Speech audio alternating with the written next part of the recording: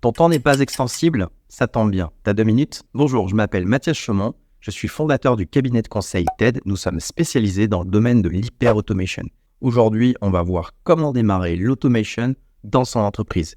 Et attention, on va y aller franco. Pour démarrer l'automation, la première chose à faire, c'est de pouvoir évaluer et mesurer les gains et les use cases potentiels. On va d'abord auditer ces cas d'usage. Comment il faut faire pour auditer ces cas d'usage? Il va falloir aller rencontrer les métiers, l'IT, les faire parler et créer des ateliers et des workshops. Vous avez aussi une manière beaucoup plus industrielle pour pouvoir le faire et automatiser avec des outils de process mining ou de task mining, mais on y reviendra dans d'autres épisodes. Ensuite, il va falloir trouver des ROI, se baser sur des cas d'usage qui vont rapporter de la valeur pour l'entreprise.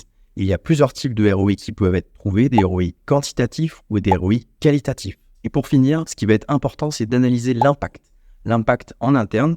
Est-ce que ce changement qui va être opéré va être difficile à mettre en place, complexe à mettre en place? La deuxième étape va consister à définir ce dont vous avez réellement besoin dans votre processus. Est-ce que c'est de l'automatisation simple ou intelligente? Avez-vous besoin de solutions pour faire du reporting, du monitoring? Dans ces cas-là, vous allez pouvoir mixer RPA, IA, data, cloud, DevOps, tout ça dans un même package que vous allez pouvoir automatiser. Ensuite, vous allez devoir aussi vous pencher sur la question: est-ce que je veux donner la main à mes utilisateurs pour lancer des assistants virtuels ou bien je veux qu'ils soient complètement autonomes? On va parler alors de robots attended, unattended. Enfin, tournez-vous dès à présent vers l'avenir avec des plateformes multimodales qui vont vous permettre d'aller plus loin dans l'automation, à savoir craquer des modèles avec des packages en Python, aller sur des sujets dans lesquels vous allez avoir de la generative AI et puis bien plus encore pour aller plus loin et au-delà des use cases que vous avez aujourd'hui actuellement dans l'entreprise. Alors, comment faire pour avoir un projet successful en termes d'automation? Il y a des étapes clés à suivre. La première, ça va être de cadrer. Trouver les cas d'usage, les cadrer, les prioriser, les planifier. Ensuite, vous allez mettre en place votre planning projet pour dérouler, donc développer les projets.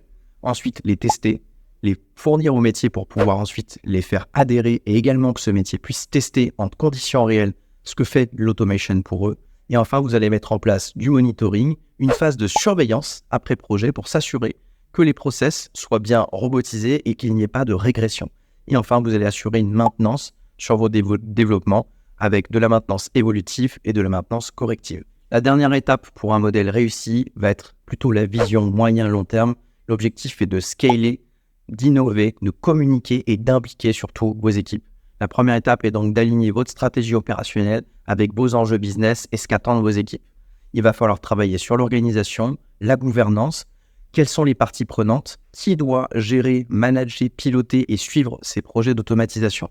Et enfin, sur une stratégie bien plus long terme, vous allez également pouvoir entrevoir votre organisation future avec de l'onshoring, de l'offshoring, mais également mettre en place ce qu'on appelle des centres d'excellence opérationnelle dédiés finalement une entité pour faire de l'automation que l'on va pouvoir appeler Smart Factory, Smart Hub, etc.